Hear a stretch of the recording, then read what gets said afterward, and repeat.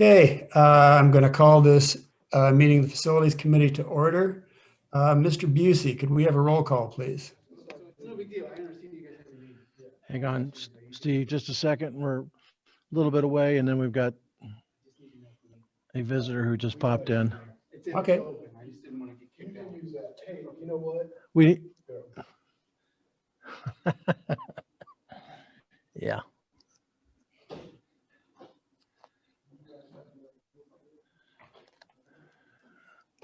Hey, Stan. Hey, I can do roll call for him in the meantime. Okay, all right. Okay. We will do that. All right. Chair Summers, Present. Stan Harper, Vice Chair. Jim Goss. Jordan Humphrey. Here. Jenny Loxian. Here. Emily Rodriguez. Emily is under the weather. Lee Taylor. Here. Jody Wilkin. Here. Great, we have a quorum. We'll move forward. Can I have a motion to approve the agenda? So moved, Taylor. Thank you, Leah. Second? Second, Walken. Second. Okay, Wilkin with the second. Do we have Dan back, or are we still using Mr. Brenner as our roll call person? Thank you, Dina. Hey, hang on just a second. Mr. Busey is back. Dan, we're doing a roll call, not on the who's here, but approval of agenda. Yep. Humphrey. Here. Yes, sorry. Rodriguez.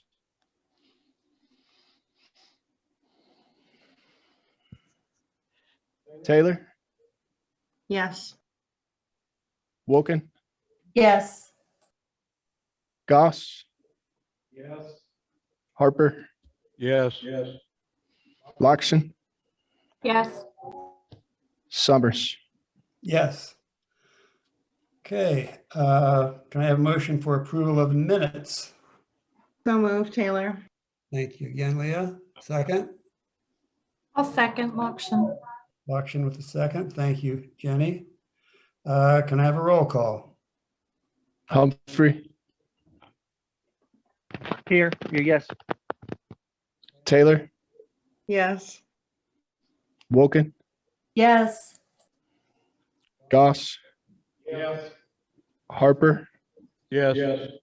Loxian. Yes. Summers. Yes. Okay, we have a lot of folks with our architectural and engineering firms. Do we have anyone that wants to speak at this public participation point of the meeting?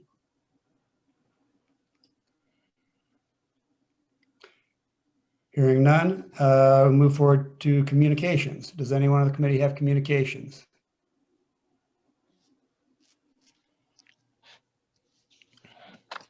Hearing none, we will go to new business. Discussion and approval of contract award for county highway maintenance and Elias roof replacement projects. Dana, do you want to lead us on this? Sure. Friday, the 30th, we opened up bids. There was a bid summary and recommendation letter from Reef Stack Reed, which was sent out as a handout yesterday. And again, this morning.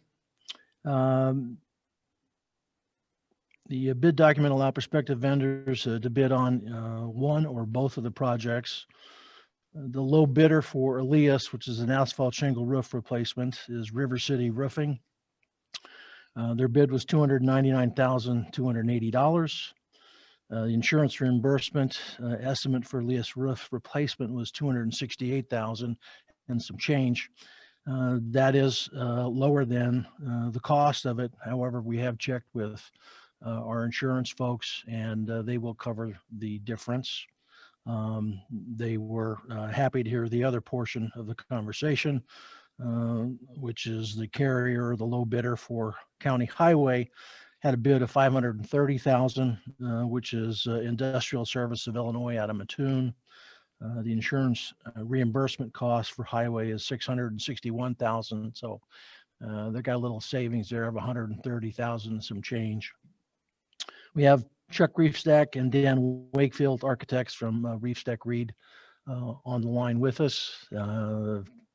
Asked them to speak briefly about the project and bid process, and then answer any questions that the committee members may have. Great, thank you. Okay, just to recap the project, kind of what Dana said. You have two different facilities. We have the highway department, which has a standing seam metal roof on it. And then we have the Elias Training Center, which has an asphalt shingle roof. We approached this as different packages, mainly for one reason. We didn't necessarily think that all the roofing companies typically would do both types of roofs. And we didn't want to limit our bidding pool by having both under one bid package. So we had a bid package for each of the buildings, and we also gave the opportunity to companies to go ahead and have a combined bid for both roofs, with the intent of possibly having lower cost because they have less overhead and those types of things. In the bidding process, we started with our typical group of roofers that we work with on other projects. In that, we didn't necessarily feel that pool of contractors always did asphalt roofing. And so in that, we looked at those roofers. We looked at some roofers that project manager we're currently working with, some suggestions. We did some research, investigation of what roofing companies are out there that do both. In that pool, we contacted obviously local contractors. We contacted ones in Mattoon and Charleston and Decatur, Springfield, Bloomington Normal, Peoria, Kankakee, and then a couple in Chicago that have bid on previous projects. In that, we actually contacted 31 different companies. We gave them an advertisement of bid, let them know about the project. Out of those 31, we got 10 companies that were interested in the project and obtained plans. As we were going through the bidding process, obviously we followed up with each of those contractors to verify whether they indeed are interested in bidding the project. And out of those 11, there were 7 companies that were interested in bidding. 5 of those companies indicated that they were going to bid on the Elias Center, and 4 of them indicated that they were going to bid on the highway department. When we actually received bids, 2 of the companies that said that they were going to provide bids did not submit a bid. And there was 1 company that intended to submit a bid, but they showed up late to the meeting. So those were returned to them. So that's kind of a general recap of the bidding process, and if we take any questions that we have. Well, thank you for your outreach. Contacting 31 companies is it's really a decent number. Thanks so much.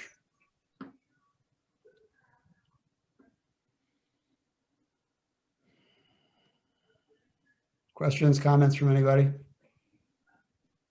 Hearing none.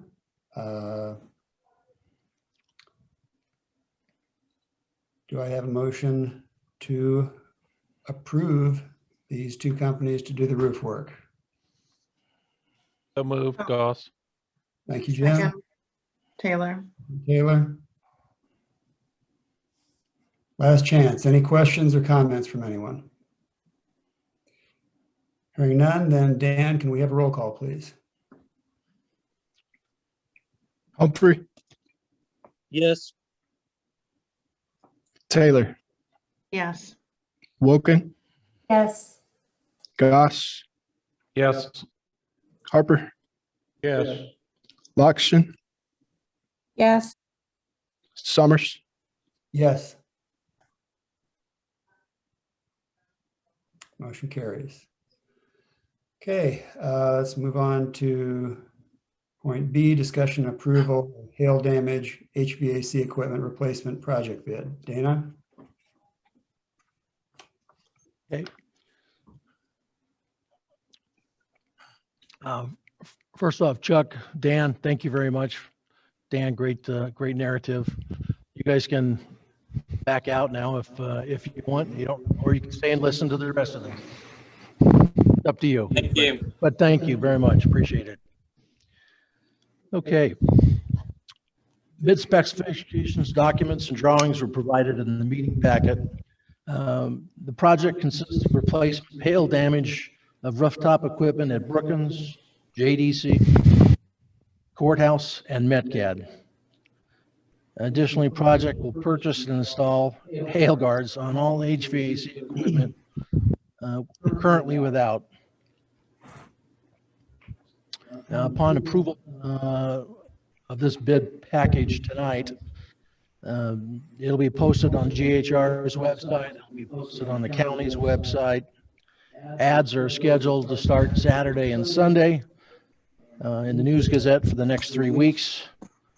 Physical plant will reach out to, and GHR will reach out to local and regional contractors to inform them of our project. We have Jim Gleason and Richard Van Note, engineers with GHR Engineering here to talk about the project and the process.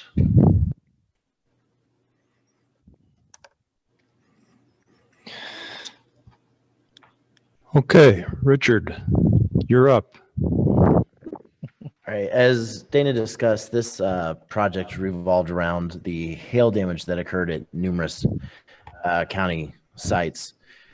Last year, we went on site and basically surveyed all the sites, figured out which equipment had been damaged beyond repair, which equipment was too old to have condenser replacements and things of that nature. Any equipment that was too old to be repaired with parts replacements was scheduled to be fully replaced with brand new equipment on the roof. Any equipment that had the ability to have a parts replacement to put it back into full working order was scheduled so and budgeted that way. We went ahead and contacted all of the sales reps to figure out exactly which equipment we would need to replace with like equipment. After that, we went ahead and got quotes together as well to place tail guards as necessary on each piece of equipment to help avoid any of this type of damage in the future. We have our contract that we have the construction documents, the bid documents in place as we speak.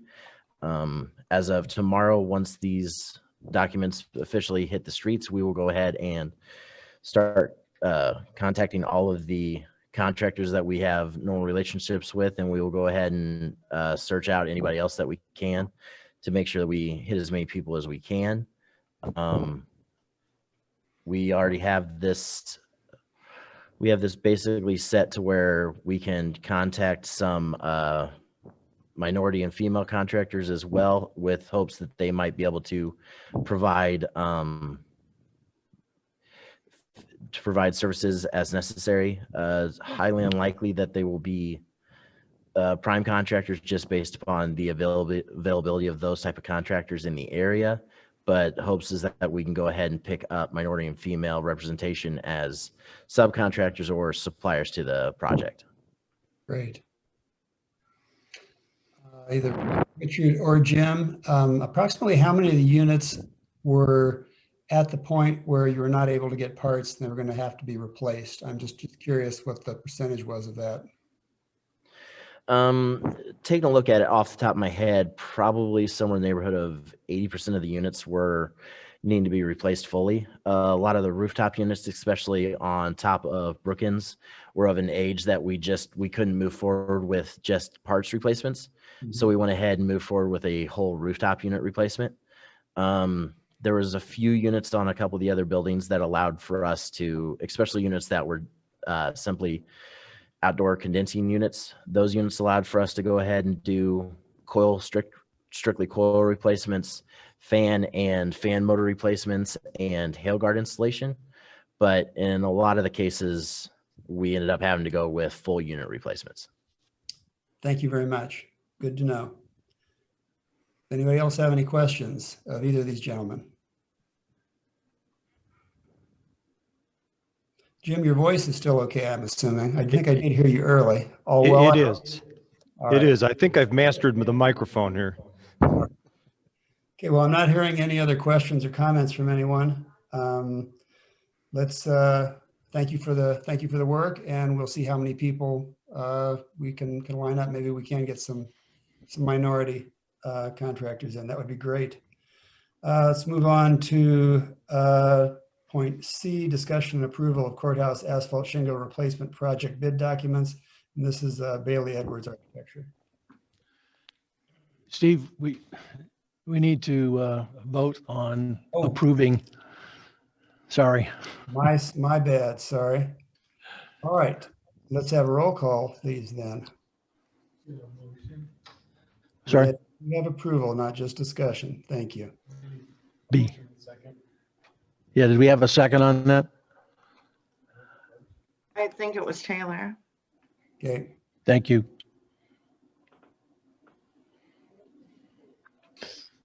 Humphrey, motion in a second. Can we have a roll call, please, Mr. Busey? Humphrey, Yes. Rodriguez, Taylor, Yes. Woken, Yes. Goss, Yes. Harper, Yes. Loxton, Yes. Summers. Yes. All right. Now we will move to item C, discussion and approval of the courthouse asphalt shingle replacement project. And it is Bailey Edwards Architecture. So, All right.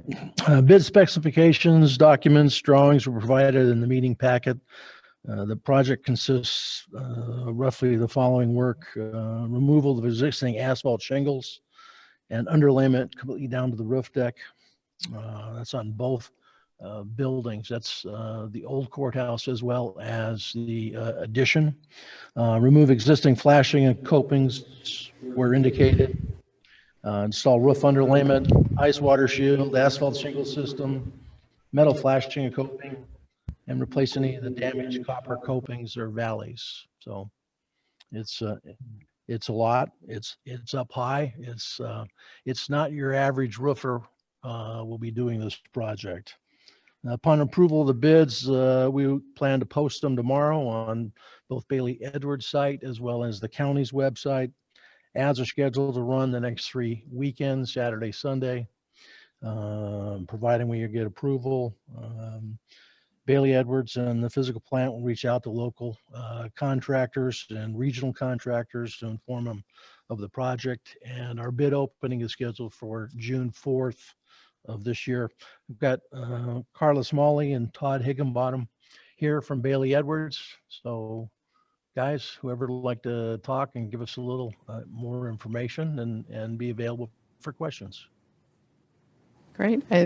I think Todd probably prepped Dana really well on this because he explained the entire project. But Todd, go ahead and add. Yeah, thank you, Dana. You did fantastic. But as Dana mentioned, and as the theme is for tonight, we're placing hail damaged items, and we are doing the same. In addition to the roof areas that Dana mentioned, we employed a drone that takes some really great high-res photographs, and we were able to confirm some locations on the existing courthouse that received some of the copper copings and valley flashings that had hail damage, and we were able to incorporate that into the scope of work as well. And lastly, we're also including in the scope, making sure that we have proper barriers and safety items in the project, overhead protective scaffolding at exits and entries, as well as protection for the MTD bus stop at the west side of the building. And I think that is it in a nutshell. Thank you very much. I would not have thought that the copper valleys would have gotten a lot of damage, but fortunately you were able to find it, and it's Steve, you can actually see in some of the video that Bailey Edwards shot, there was actually penetrations of the copper. Yeah, we enjoy our drone. It gets and- us some great access. I'm surprised, very grateful that you caught that. Thank you so much. Anybody else have any questions, comments? Okay, hearing none, can I have a motion to approve? So moved, Harper. Thank you, Stan. Second?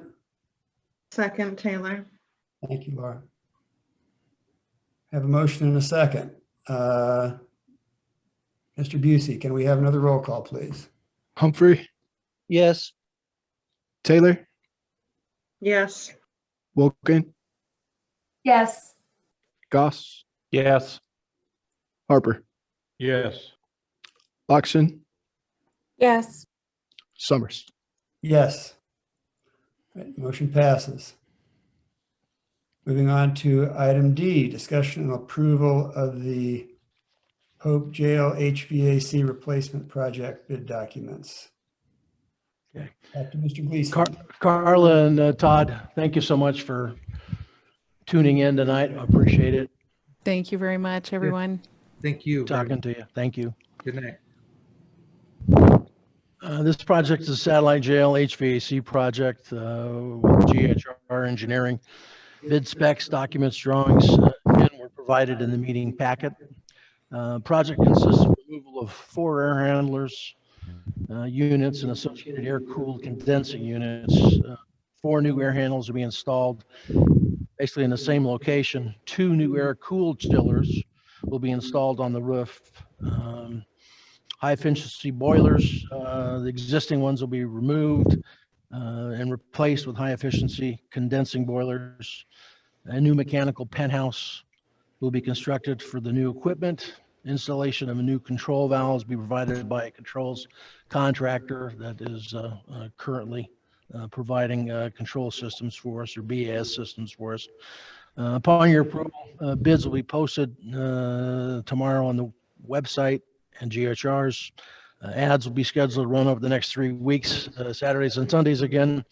GHR physical plant will reach out to local and regional contractors to inform them of the project. And again, we have Jim Gleason and Richard Van Note here to talk about the project. All right, so as Dana kind of outlined, this job fully revolves around the replacement of the 4 air-cooled condensing units on the roof. When looking at the pricing while we were going through the project, it actually came out to be about as easy to go ahead and pull the air handlers, replace the air-cooled condensing units. That way the new air handlers had chilled water coils. We then placed 2 new chillers on the roof. We replaced the existing boilers with high-efficiency condensing boilers. In order to allow for the phasing of this project, to allow the building to remain operational during the construction, we are going to place a new penthouse on the roof. We will place all of the new pumps. We will place the new boilers and kind of the main plants within that penthouse. And that will allow us to slowly bring on the new air handlers one at a time. With this, we should be able to go ahead and keep that building operational and shouldn't create any issues there. As we stated on the previous one, we'll go ahead and reach out to many of the same players that we had on the hail damage. We'll get a hold of mechanical contractors who will operate as prime on this project. And then we will go ahead and do our due diligence to contact minority and female contractors as possible. Once again, I highly unlikely we'll see mechanical contractor as minority and female, but there is the ability to get minority and female on some of the subs and suppliers. The controls contractor on this project will be Alpha. That's a sole source due to the fact that they are carrying the building already. Alpha has informed us that they have the ability to carry a minority and female supplier for their equipment on this project, so we should be able to see representation there. Great, thank you. Richard, would you explain a little bit about the Act on Energy Incentive dollars and the effect on the energy consumption for this facility? I will. During the conversations with Alpha, one of the best things that they're actually going to be able to bring to this project is the ability to provide an application to Ameren for an Act on Energy Incentive. Essentially, what Alpha has to do is they go through and they model the building. They model that against previous year's billing cycles. They take a look at the bills, make sure that they've modeled it correctly. Then they model it with their improved controls and their improved control algorithms. Using that, they go ahead and they are able to put together a incentive, and the incentive from Ameren is based upon the savings that they can see in the building. I asked for numbers from Alpha to see what those incentives look like. They are submitting for a custom incentive from Ameren for the amount of $98,186. We also have the ability, by putting in high efficiency boilers, to get incentives tied to the boiler replacements as well. That incentive is in the total of $23,250. With all of this, Alpha has provided what they believe to be the estimated energy savings from the model that they have of $87,600 a year. And this represents a possibility of up to a 46% savings on the HVAC system versus the baseline that they had from 2019. Okay, and there's only one piece I'd like to add on this, and that is this change in system type from what's currently there to chilled water will significantly reduce the frequent outages that have been experienced in this building due to refrigeration compressor failures, and should significantly reduce the amount of maintenance that's required on those things. So there's a lot of really good things about this project. A lot of very good news. Any questions or comments from anyone on the committee? Hearing none, then Mr. Busey stepping ahead of myself again. Need a motion to approve, please. So moved, Taylor. I'll second Lockshin. Thank you. Motion and a second. Now, Dan, could have a roll call, please. Gotcha. Humphrey, Yes. Taylor, Yes. Wolken, Yes. Goss, Yes. Harper, Yes. Loxton, Yes. Summers. Yes, motion passes. Jim, Richard, thank you very much. The news about the energy savings, cost savings are really great news in a time when we don't often have a lot of really good news. So thanks so much. Okay, thank you. Thanks, Okay. guys. Thank you, everybody. We'll move on now to item E, discussion and approval of a lease agreement with the Urbana Park District for our Brookins pod. Dana, I'll let you lead on this. It's pretty straightforward lease agreement. Yep, it's pretty straightforward. We met, Darlene and I met with Park District Executive Director Tim Bartlett, Corky Emerson, probably about 3 months ago. Their lease for Brookins here is up the 31st of the month. We talked about going forward and what they were looking for and what we're looking for. And basically that discussion led to this document. So basically in a nutshell, the new lease is really 5 one-year lease agreements with the Park District. It begins June 1st of this year and runs through the 31st of 26. There's a rent increase from FY 2020, obviously, to 21 of the CPI. So we're at 54,848 for this fiscal year, just starting with the new contract. Each subsequent year of the lease, the rate will increase by whatever CPI is for the coming year. That is usually distributed in January of each year, which we in turn inform all the leases that increase by CPI of what the new rate will be. This lease is different from the last. There's an opt-out clause for both parties. 120 days prior to the end of each year's agreement, either party can notify either party that they wish to quit or end the lease as of May 31st of that particular year. Park District's really interested in building another facility. They've got Weaver Park over here to our east. They would like to build something that has their own gym. They still want access to the fields here, which is it's a win-win for everybody because they help mow those fields. So that's a positive thing. In the lease, county pays all utilities for the Park District for pod 400. UPD is responsible for all custodial support, so they clean it on a day-to-day basis. The insurance provision was increased in this contract. I felt like it was $1 million per occurrence and $2 million aggregate. I felt like it was time for our dollars to roll and be increased to a $2 million per incidence and then a $4 million aggregate. Park District administration, Tim and Corky, have looked at the document. They've seen it. They've verbally approved it. They've moved it forward to their attorneys. State's Attorney's Office here for the county has reviewed the document and basically signed off on it. So we're really, two things have to happen. One, facility committee needs to approve it. County board needs to move it forward and approve it. And then the same thing will happen with the Park District. They are presenting to their board sometime this month, and I cannot remember the date of their board meeting, but it's the middle of the month. So kind of in a nutshell, that's what this one is, and that's where we're at. Any questions?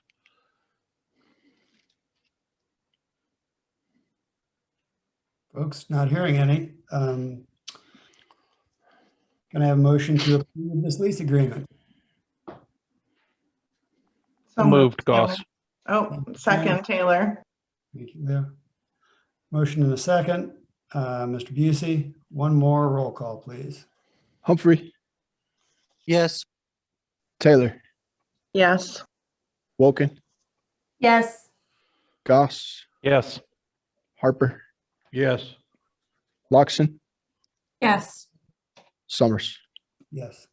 Dana, thank you for explaining that. I appreciate it. Moving on to item F, discussion of World War II service plaques recently refurbished and hung at Brookins. And they look really nice if anybody gets a chance to drop by Brookins. So Dana, you want to speak to that a little bit? I noticed there were some pictures in the packet that I hope people were able to see. Yeah, they really turned out well, and we certainly thank and we'll be sending a note to the company who put those together. They did it for free.